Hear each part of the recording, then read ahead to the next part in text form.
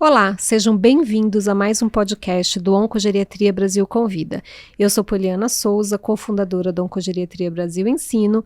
Estou aqui junto com a Janine, minha colega e cofundadora também da Oncogeriatria Brasil, e nós vamos te acompanhar neste episódio. A Oncogeriatria Brasil, como vocês já sabem, é uma empresa de ensino focada na educação para o envelhecimento e se dedica na disseminação de informações sobre as particularidades do câncer no envelhecimento. Acreditamos no poder da educação para proporcionar melhores desfechos no tratamento oncológico dessa população. E para se manter atualizado no que se refere à oncogeriatria, não se esqueça de se inscrever no nosso site, em todas as nossas mídias digitais, no YouTube, no Spotify, para você poder acompanhar o que a gente está trazendo de novidade aqui no podcast. Bom, a gente está muito feliz com o episódio de hoje. No episódio de hoje nós falaremos sobre o enfrentamento psicoemocional do câncer em oncogeriatria com um colega muito especial. O nosso convidado de hoje é o psicólogo Caio Viana Batista. Caio é psicólogo, mestre em ciências pela Faculdade de Medicina da USP, especialista em psicologia hospitalar, especialista em saúde do idoso e atualmente é psicólogo do Núcleo Procriare. Presidente da Estadual São Paulo da Sociedade Brasileira de Psico-Oncologia, coordenador da Comissão Temática de Psicologia Hospitalar do CRP São Paulo e membro do Comitê de Psicologia da Abrale.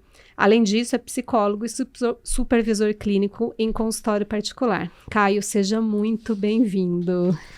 Gente, eu que agradeço pelo convite, tenho uma admiração absoluta pelo trabalho de vocês, né? Já sigo vocês há muito tempo, na verdade, né? E para mim é uma honra estar aqui, estou muito feliz. Obrigado. A gente fica muito feliz de poder dividir esse espaço. Caio, falar, né, sobre o câncer, ele é difícil em qualquer idade, né?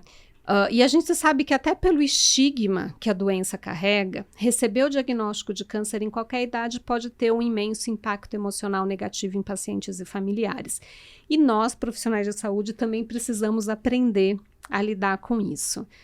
Em qualquer fase da vida, a gente vai ter planos e perspectivas que vão ser modificados pelo acontecimento, né, da doença na vida das pessoas.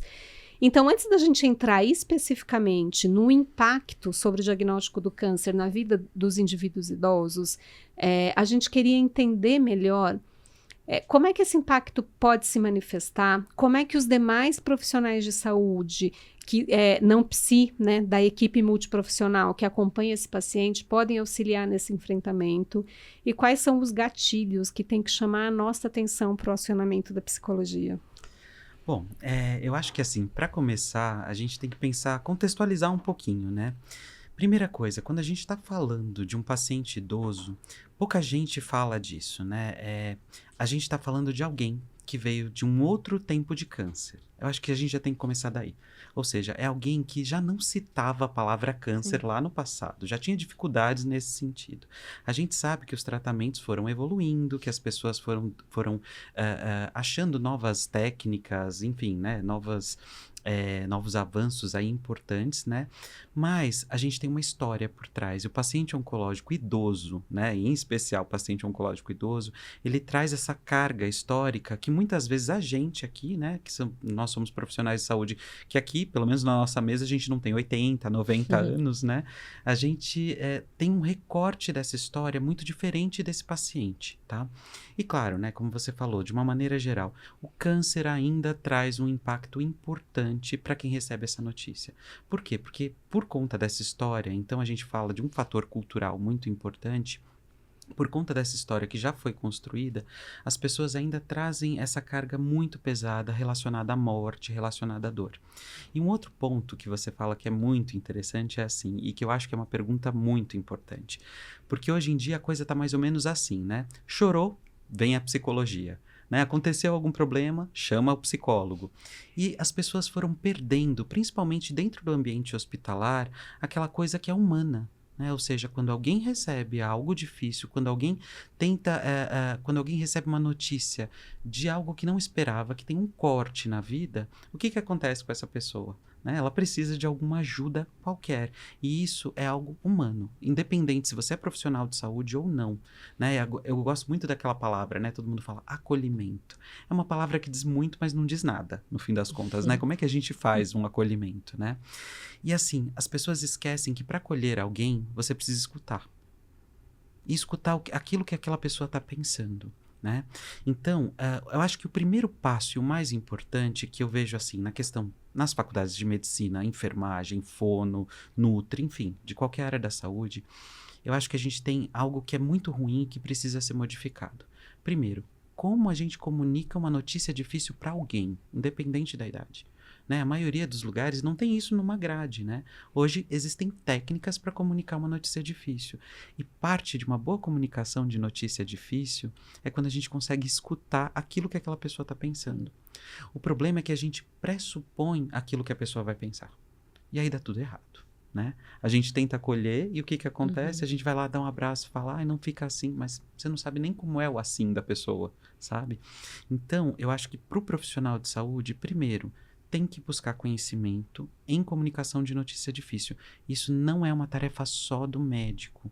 Eu acho que dentro da oncologia, todo mundo tem que procurar um pouco disso. Por que eu estou falando? O médico, ele comunica o diagnóstico, e aí o que acontece? Muitas vezes, né, aquele paciente ele entra num estado de negação aguda. Então, ele ouve câncer, o resto é um blá blá blá que fica, né, numa névoa. E depois é que ele vai se dando conta do que está acontecendo. É quando ele entra no setor e está escrito quimioterapia. Oncologia. Oncologia. O jaleco de alguém que vai passar oncologista. Radioterapia. Né? Radioterapia. Então, na verdade, ele vai se dando conta da informação no caminho que ele vai fazendo. Então, acho que o primeiro ponto é como comunicar. O segundo ponto é paciência para escutar, porque a gente não tem. Dentro da comunicação de notícia difícil, até mesmo para o enfermeiro, para todas as outras áreas, a parte primordial é ver o que vem do outro, porque pode vir tudo, né? Tem gente que fala, não, foi ótimo receber esse diagnóstico, porque eu já estava sofrendo com sintoma, etc. Outras pessoas não, veem realmente como um baque, né? Então, eu acho que, assim, falar de comunicação de notícia difícil automaticamente é falar de acolhimento, e isso não precisa ser um psicólogo, né? Eu acho que se a gente é humano, já é o suficiente para conseguir acolher melhor e, claro, né? Tendo isso como base, essa técnica. Qualquer membro da equipe pode acolher, né? E uma coisa que você trouxe que é muito importante, que às vezes eu vejo, né?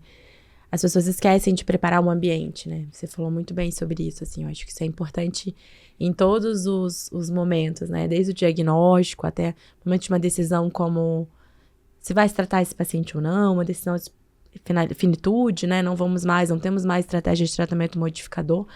Então, a gente precisa ter um ambiente, né? As pessoas acham que muitas vezes, como você falou, e essa humanização surge desse entendimento. Eu preciso estar num ambiente preparado para isso. Aquela pessoa e aquele familiar estão abertos para essa informação, né, Caio? Isso é difícil. O ambiente entra toda essa, né? São vários pontos, não só o paciente, né? Tem que ter um ambiente preparado, uma equipe preparada também para esse... Sim, e é muito interessante, né? Porque a gente tem avançado muito em oncologia, mas a gente tem avançado muito pouco em termos humanos. Eu acho muito interessante o movimento que a medicina tem feito, inclusive dentro da oncologia, né? Poliana, como geriatra, acho que ela já vem com essa, né, essa carga mais humanizada de uma outra clínica. Mas o que eu acho interessante é que, assim, hoje a gente tem nomeado coisas que a medicina deveria ser por essência. A gente fala de cuidado centrado no paciente, a gente fala de excelência no cuidado. Tudo isso vem em auditoria, hospitalar. Experiência do paciente, humanização, né? Como se não fôssemos todos humanos. Exato. E eu acho que, assim, a gente está dando nomes novos para aquilo que deveria ser básico, né? Por exemplo, será que não é básico, na hora de comunicar uma notícia para uma pessoa, ter um setting? Né? Ou seja, ter aquele lugar preparado minimamente para comunicar.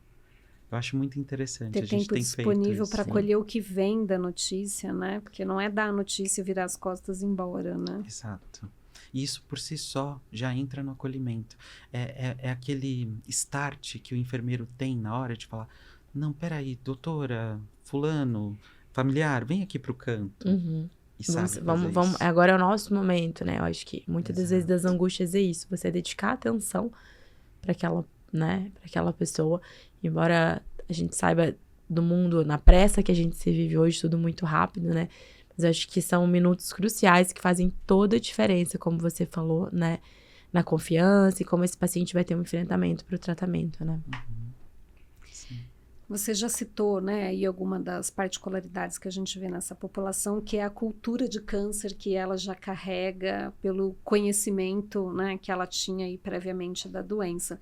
Mas você sabe uma coisa que me angustia muito como geriatra, enfim, como médica que trabalha muito com os idosos, é ouvir aquela famosa frase: doutor, eu trabalhei a minha vida inteira, né, assim, pensando neste momento da minha vida em que eu poderia, e que finalmente eu ia aproveitar na minha vida, eu ia ter mais tempo com a minha família, ia viajar com a minha esposa, ia, sei lá, fazer um curso que eu nunca fiz, uma coisa que eu sempre tive vontade de fazer, mas nunca tive tempo porque estava tomado pelo trabalho. E aí, quando eu ia começar tudo isso, veio o diagnóstico, veio a rotina de tratamento, né, veio a doença e tudo que vem com ela. Né? Então, eu queria que você pudesse falar um pouquinho sobre isso e outras questões específicas da população idosa, né, com câncer. Então, eu acho que esse ponto é muito interessante, né?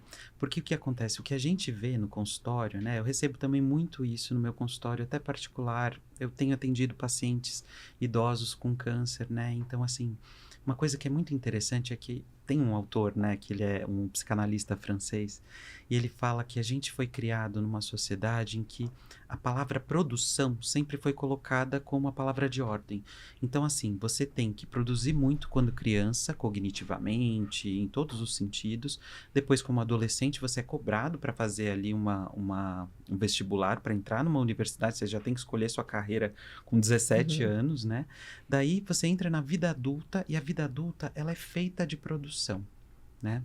E ninguém chega para você e fala assim: olha, você pode viver nas entrelinhas ou para além das entrelinhas, né? E aí a gente deixa tudo para aposentadoria, né? Pensando que agora a gente vai se aposentar lá perto dos 75 anos de idade, né? Então isso já é um outro problema, né?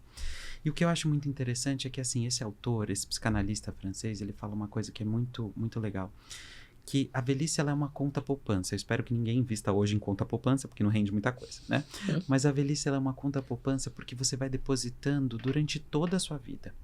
Só que, como diz David Bowie, eu adoro essa frase dele, né? Que é na velhice que a gente, na verdade, a gente se depara com tudo aquilo que a gente deveria ter sido. E a gente é só um resultado daquilo que a gente construiu como sociedade. Todo mundo, na verdade, fica com o filho nos espaços de tempo que tem fora o trabalho. Todo mundo vai ficar com a avó, com o vô, nesses espaços de tempo que tem. Então, assim, muitas vezes a gente ouve isso, por quê? Porque a vida foi tão... ficou trazendo essa ideia de produtividade para esses idosos, né, de uma maneira tão invasiva, que, assim, a vida, ela ficou realmente para ser curtida depois dos 60, 65. Né? Então essa frase, ela não é incomum porque também vem dessa questão histórica, né? Os nossos pais, os nossos avós, era aquela coisa, você tinha que trabalhar, e você tinha que trabalhar por, sei lá, né, a vida inteira, o máximo que você conseguir em 2 empregos, se for possível, e ser concursado, né, ainda por cima, né? Então, assim, esse é um dos fenômenos. Por quê? Porque quando esse paciente recebe uma notícia de uma doença ameaçadora da vida, ele começa a ir atrás daquilo que é importante para ele. E o que era importante, na verdade, era ter vivido durante esse processo. E um dos outros pontos que eu acho muito interessante de pensar no envelhecimento é que, quando a gente fala do ponto de vista psíquico da velhice, todo mundo, na verdade, vai se perceber emocionalmente velho a partir de um evento de vida. Né? Tem um autor chamado Ian Stuart Hamilton, que ele é psicólogo, e ele falava que cada um tem um evento de vida que é como se fosse uma batidinha na porta dizendo: olha, você ficou velho. Né? E o que é isso? Para a Poliana vai ser quando ela se tornar, enfim, né, aposentada. Para a Janine vai ser quando ela se tornar avó. Né? Para o Caio vai ser quando adoecer. E o adoecimento é um dos eventos de vida que é a batidinha na porta, dizendo: olha, você ficou velho. E veja, por mais que a pessoa seja velha fisicamente, ela vai se perceber velha num sentido pejorativo e também socialmente construído. Porque velho, na verdade, a gente nunca é, se vocês pararem para pensar. Né? Tem um outro autor também que ele fala uma coisa que é muito legal, né? Não, é o próprio Jacques Messy. ele fala uma coisa que é assim, né? Que quando eu tenho 30 anos, velho pra mim é quem tem 60. Quando eu tenho 60, velho é quem tem 80. Mas quando eu tenho 80, velho é quem tem 81. Né? Ou seja, é aquela coisa, eu só sou velho mesmo, né? Quando eu tiver pior do que aquele cara com quem eu me comparo. Ou, por exemplo, eu sou jovem. Velho é aquele ali que demenciou. Né? E a doença é algo que traz um pouco disso. E quando a gente pensa na doença oncológica e no impacto, é mais interessante. Por quê? Porque do ponto de vista psíquico dá um nó na cabeça. Aquela pessoa que envelheceu fisicamente, ela começa socialmente a se preparar para ter algo que vai deixá-la limitada ou debilitada. E aí o que acontece? Vem uma doença oncológica que atravessa ela e diz o seguinte: a sua velhice está sendo acelerada. E o que é essa velhice acelerada? Tudo aquilo que a gente pensa que um velho que não anda direito, que não come direito, que emagrece, que fica fraco, está acontecendo, mas não é pela velhice, é pelo tratamento. Então, muitos idosos também têm como um dos maiores impactos de tratamento uma velhice socialmente construída como negativa precoce. É quando a pessoa se dá conta que envelheceu, né? Até então ela não tinha se dado conta Não tinha se dado a menor conta ainda. Eu não vou nem dizer envelheceu, ela se deu conta que o tempo passou. Né? O tempo passou, talvez eu não tenha tanto tempo quanto eu achava que eu teria pela frente. Né? Não, e ela entra nessa ideia de uma velhice ruim. Porque já existem associações sociais de que, assim, ser velho é ser fraco, é ser dependente, né? E não necessariamente isso que é interessante na oncogeriatria. Porque aquilo, será que é reação do tratamento ou é a minha velhice que chegou? Né? A velhice ruim que chegou, né? E aí você entra naquilo que a sociedade constrói como os estereótipos do envelhecimento, né? Que a gente acaba falando muito quando a gente fala do etarismo. E aí, por falar em etarismo, eu vou tocar num assunto que talvez seja o calcanhar de Aquiles de muitos profissionais de saúde, que é algo que me incomoda muito na nossa cultura, que talvez te incomode também, e talvez incomode, né, colegas que estejam nos ouvindo, que não sabem muito bem como lidar com essa situação, que é o quanto os familiares e muitas vezes os próprios profissionais de saúde, e às vezes na melhor das intenções, eu estou querendo proteger o meu familiar, eu estou querendo proteger o meu paciente, mas aí essas pessoas tentam blindar o idoso de informações, e assim, ele é cognitivamente preservado, ele está bem cognitivamente, e as pessoas tentam blindá-lo de informações sobre a doença, sobre o seu tratamento, sobre o seu prognóstico, e isso acaba interferindo e até desrespeitando a autonomia desse paciente e muitas vezes atrapalhando seu processo decisório, porque como é que você decide sobre algo que você não sabe, né, completamente, que você não tem todas as informações necessárias? E aí eu queria que você falasse um pouquinho sobre isso, porque eu pessoalmente acredito que isso pode impactar de forma muito negativa o enfrentamento da doença pelo idoso, né? Como é que você vê essa situação? Então, eu acho isso muito interessante, né? Porque ela é muito comum, né? Muito. Do familiar muitas vezes está atrás do paciente fazendo gesto, não fala, não conta. Eu atendo especificamente essa população, né? Então, a idosa mesmo, né? Vamos dizer assim, 85 mais é o meu principal volume de pacientes. E isso é minha rotina, né? É um desafio que muitas vezes eles confundem a fragilidade física com a fragilidade cognitiva. É um cenário é uma consulta muito difícil, porque fica blindado, você não pode falar algumas coisas e fica como se fosse uma torcida atrás. Normalmente são 4, 5 familiares.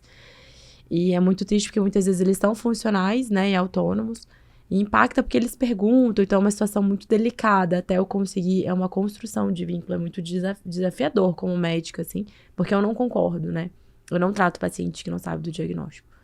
É muito difícil, assim, se ele tá cognitivamente, ele me questiona, né, sobre isso. Então, eu acho, não é justo com aquela pessoa, né, e quebra muito vínculo como médico-paciente, e, enfim, eu acho que é um desafio mesmo, né, Caio?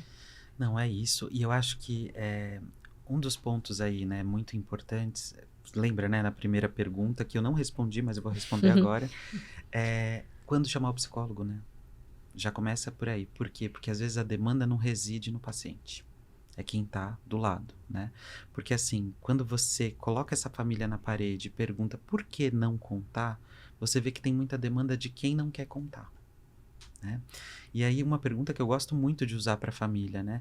Você realmente acha que em 80 anos, 90 anos, ele nunca ouviu ninguém que ele amasse ter um câncer? Ninguém que ele amou tendo um câncer ou tendo uma doença difícil? Quantas mortes o seu pai ou a sua mãe presenciaram, né? Antes mesmo de você se dar conta de que você era alguém, né? Eu gosto dessa pergunta porque isso traz essa pessoa para um outro lugar.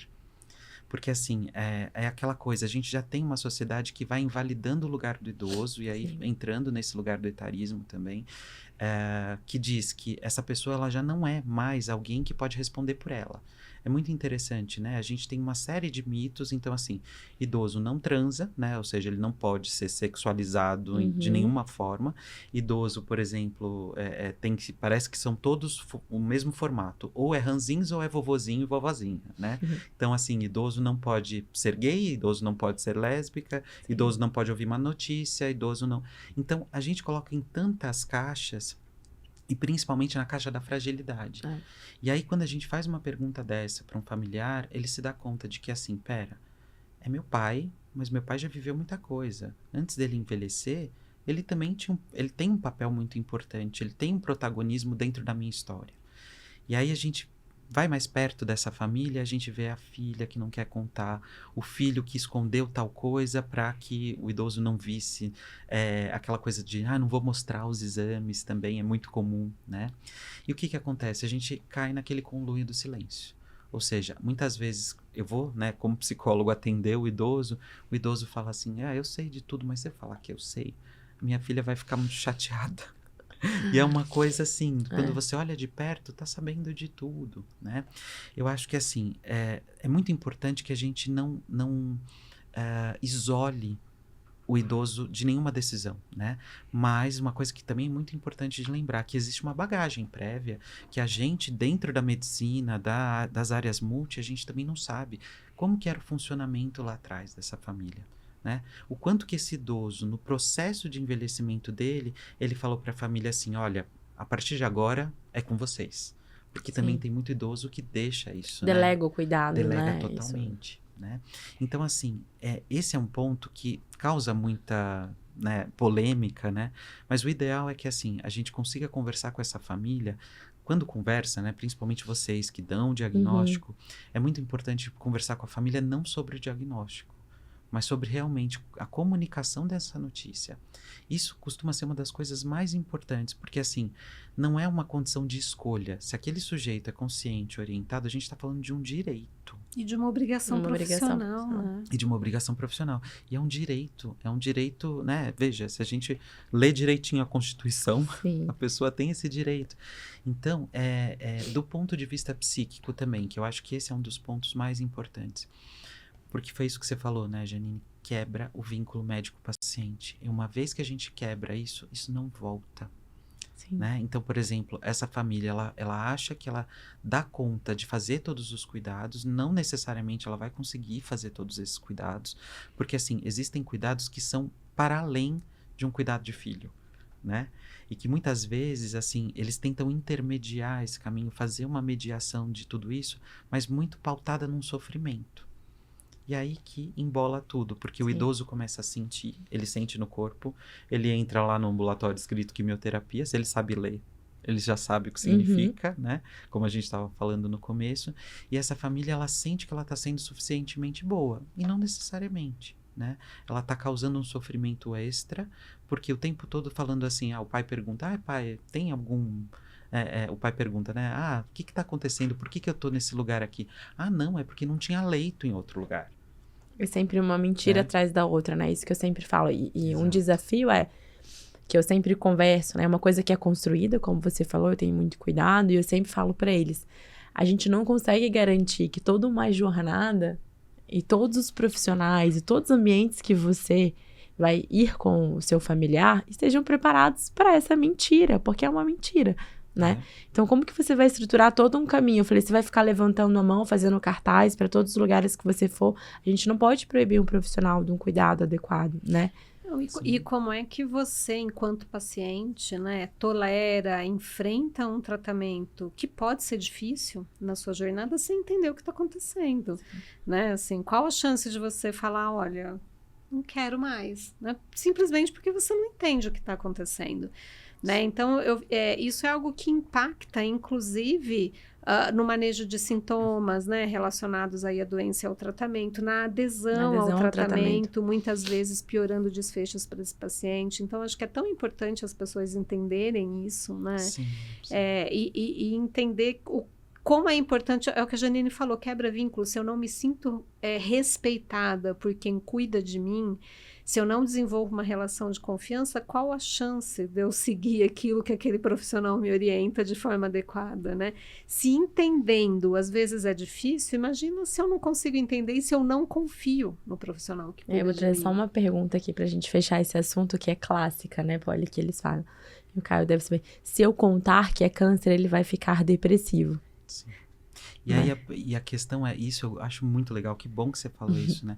Eu acho que pra falar pra família é assim, ele vai porque vai ficar deprimido. Não tem como a gente evitar a tristeza do outro, e a tristeza ela é necessária justamente para exercitar a resiliência, né? A partir do momento que você consegue tomar um baque daquilo, porque é realmente muito difícil, essa pessoa ela vai ter a chance de pelo menos falar assim, não, tá bom, foi uma notícia muito ruim, mas agora eu vou ter que sair desse lugar que eu tô para lidar calcular a minha rota, porque para lidar com o que tá acontecendo, né? Inclusive tomar decisões importantíssimas da vida dela que só ela pode tomar, né? A importância do que você falou do treinamento da equipe também em relação a essa positividade tóxica, né? A gente tá eu vejo uma superficialidade como um todo. E essa positividade tóxica que vai ficar tudo bem, você é um guerreiro, é isso, tudo bem, é um câncerzinho.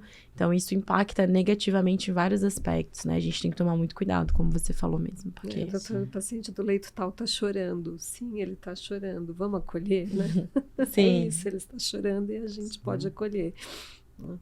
Bom, eu ficaria aqui falando, perguntando, enfim, né, horas, mas a gente está aí dentro do nosso tempo, então eu queria duas coisas, né? Primeiro, pedir para você deixar seus recados finais a respeito desse assunto e contar para o nosso público onde eles podem te encontrar.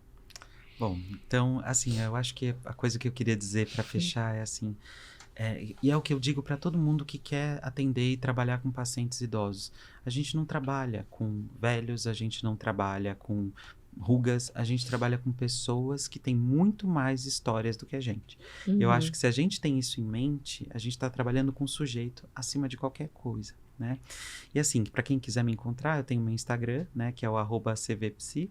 E, enfim, né, eu acho que é por lá, né, que hoje tá todo mundo se encontrando, né, então não tem muito, mas deixando esse recado também, né, que tem o cuidado da família, é muito importante, né, então a família do paciente idoso, além do cuidado do idoso, né, porque às vezes a gente foca muito no paciente, e o cuidado da família também é primordial, porque se a gente cuida de um, tem o efeito dominó, né, que o outro também é rebatido ali pelo cuidado, né, e muito obrigado mesmo, foi uma honra.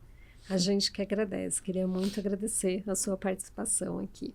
Bom, nesse episódio do podcast Oncogeriatria Brasil Convida, nós falamos sobre o enfrentamento psicoemocional do câncer em oncogeriatria.